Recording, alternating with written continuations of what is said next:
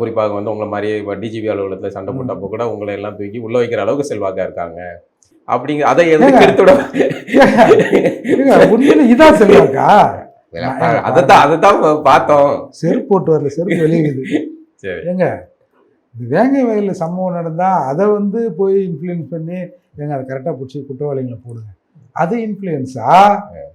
மூர்த்தி ஒருத்தன் என்னை ஏற்று பேசிக்கிறாங்க, ஒரு 4 பேரை விட்டு அடிக்க விட்டுங்க, திட்டு போய் இன்னும் வச்சுருந்தான் போல இருக்குதுங்க, எதோ திருப்பி பண்ணிட்டாங்க, அவனை குண்டாசில் போடுங்க.